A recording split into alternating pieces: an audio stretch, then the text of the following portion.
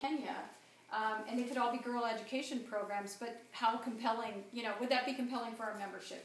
We want to create, there are a lot of other issues in the world as well that we want to support. So we look at and you've got it on here, the 8 United Nations Millennium Development Goals, which are actually changing. But they address everything from maternal child health to economic development and so forth. And you can see there's a list on this of the programs. If you look under here under the colored icons, you can see what the items are that we actually look for, the issue areas that we're looking to support.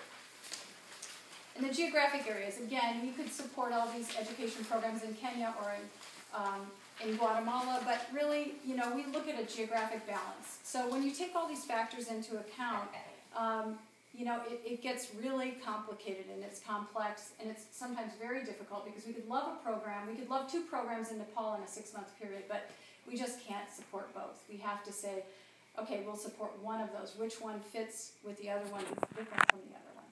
So those are the things we look at. There's a 2-part application cycle. We have a letter of intent, which is done online, and they submit a spreadsheet that gives us information about their organization, about their finances. The one who read that 75% has to go to program, that's what we look at in the SFE. It's a statement of functional expense. We determine, have they spent 25% or less in overhead? And that's a real clear criteria. Now, believe me, that's a hard one to stick to at times because we love a program, but then we say, wow, they had this last year, they did 60% in program expenses, and it's just not enough for us. And so we do the letter of intent. That takes our team. We have all of our team members, about 11 or, well, at least 12 of us, depending on if somebody has to take a little bit of time off. We'll have 12 people looking at those letter of intents that come in, the applications. It's opening again in April for the first half of 2014, and we haven't even finished the second half of 2013, so they're on top of each other, the cycles are. The reason that we do 2 cycles a year is because we found that decreased the time from the time that they applied for a grant until they got their money. Previously, we would do a whole year at one time, and it took so long for people. It could be up to 2 years before they got their money.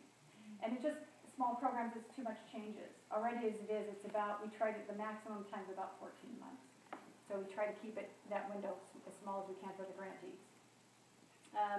So the letter of intent process, we look at their 990, we look at their website, we look at the proposal is much more limited, and we limit the amount of words. We look at what is the program we would support, who are the beneficiaries, are they involved in this process, are they the ones that really decide what they want? Because we could go in and tell them, well, I think you need this and I think you need that because based on my life, this is what I think you need. But the reality is they need to tell us what they need.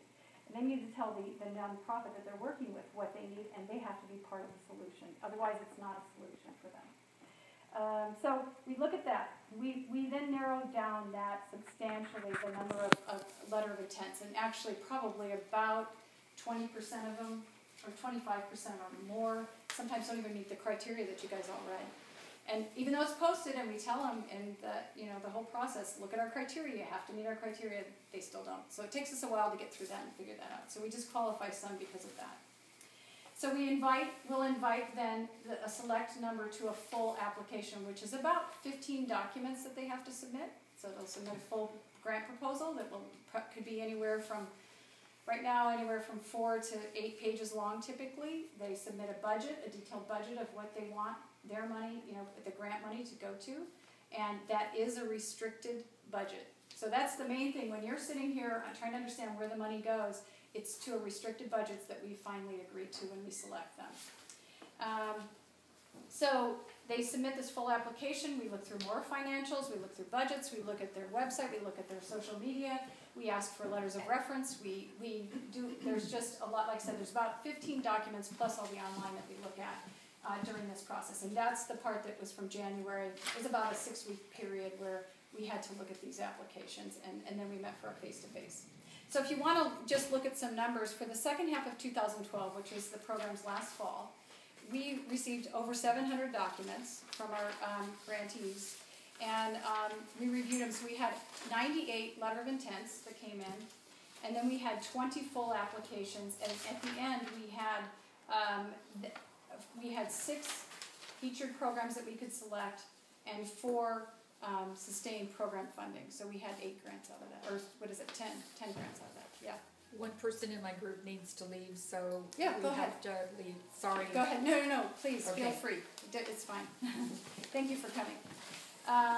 Okay, so the selection team, then we actually look, you can look at all these different things, but what we go through is we actually have massive spreadsheets that we use to track, you know, all of these different aspects, all the different components of the grants. We have people writing comments on the grants that they've read. We have owners. I mean, we have a very detailed, you know, comprehensive process that we actually use. And we use a combination of quantitative and qualitative evaluation. So we do give scores to applications, but then at the end, we actually get to, and we do this on both the LOI, the letter of intent, and the full application.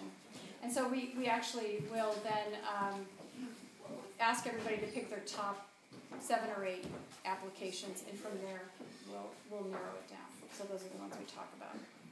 And we had everybody working on the LOI, but by the time we get to the full application, we'll have about 8 to 9 members usually reviewing those documents. So when we get to the face-to-face, our goal is to come out with a proposed grantee slate, and we that has to balance the issue area, the geography, women, girls, all of those things, has to balance everything. We also actually slate them into a month. So it's not random how these organizations are put into a month of the year. We look at what other organizations are before it and after it. What issues are before it and after it, so that every year, every month it's a different issue, different geography. It's a new cultural experience for our members. That's the intent. And so then we take that to the board. This last cycle is the first time, but the board is actually now, you know, they have to go, we go through approval process. They approve our projected slate of grantees that we have. So that was approved at this last meeting at the beginning of March. And they have, usually when we're looking at, we're trying to determine if they have a video clip that's ready to go. So people ask me all the time, gosh, where do these video clips come from? Do you make them? No, we don't. What we do is I coordinate having the DVD produced, but the video clips actually come from the organizations. And it is quite, and people sometimes say, well, that one wasn't very good, or, you know, the quality. Well, you know, you have to realize these are small organizations. It is quite a financial commitment to make a video clip in some cases. So, you know, they're doing the best they can. And really the idea is just to get the story across. We tell them it does not have to be Dining for Women specific, but it has to talk about the program that we're funding. So, just to get an idea about that. And it doesn't end after we pick the slate and have it approved by the board. We actually have to, then there's all kinds of things that happen after that. We have meetings with the organizations. We talk through, we see if there are any issues that come up at that time, and there have been times when things come up that just, we say, well, we can't feature them. Maybe next time, or maybe never, you know, it kind of depends. So we'll find that out in a meeting sometimes. And then we do a program flyer, we do an announcement, we have, you know, we put it on Facebook and all that sort of stuff. They have funding agreements, which are contracts that they have to sign. You know, they agree to send us the monitoring reports, the progress reports that we have.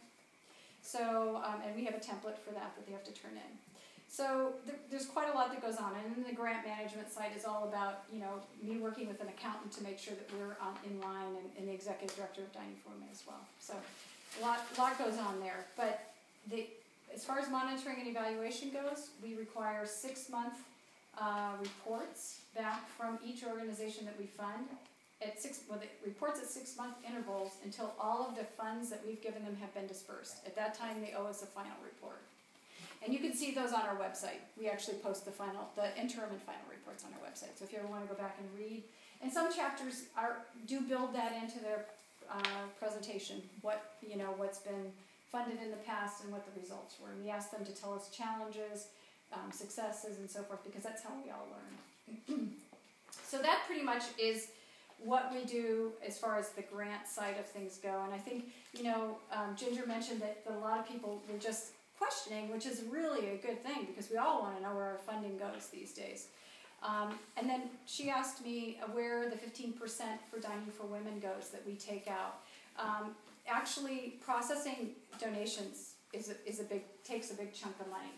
We have credit card fees, we have check processing fees. If you think about it, we get probably 1,500 unique donations a month, that have to be processed. And then because we have a membership type situation, all of these have to be entered next to the donor's name, and just so they can get a tax receipt. I mean, there's a lot that goes on behind the scenes, and so the back office is actually pretty busy. So we have an executive director who's full-time. She's awesome, Jamie Cooper, and we have a membership director who actually manages Salesforce, our database that we use to manage our membership.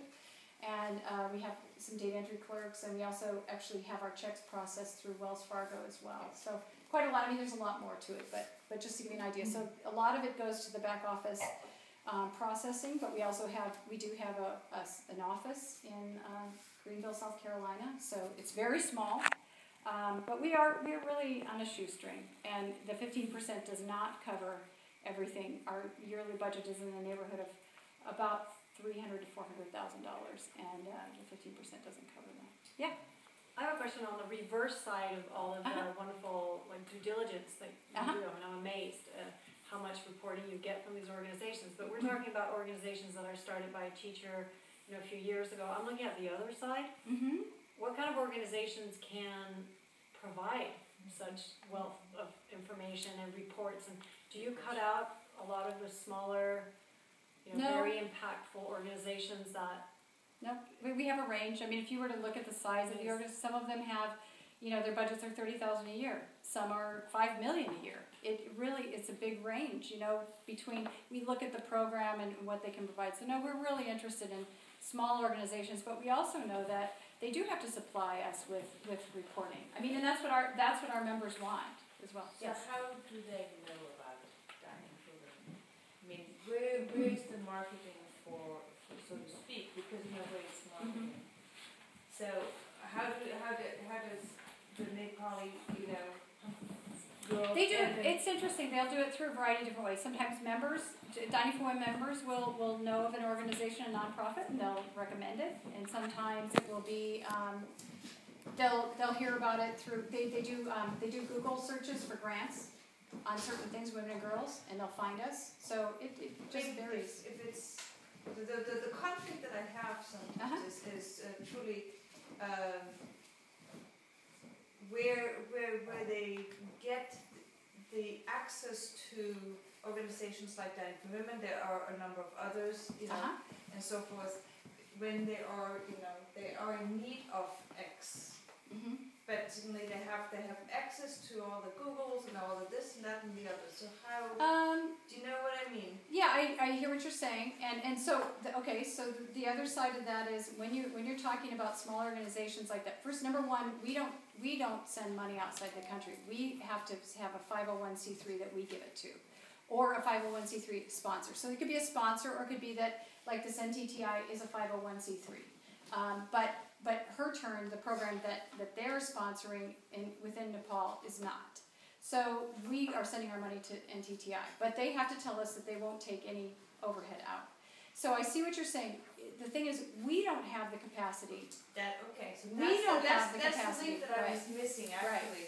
Right. That's why I asked you. So when you do that, like a Save the Children, they've got capacity. One of these huge organizations have capacity because they have people that speak foreign languages. They have ways to visit on site those programs. They have, and that takes overhead, which is all part of it. And Dining for Women may get there at some point. There are different ways to do in-country visits that are not just the Dining for Women travel program. But that part, it was just that missing link. Yes.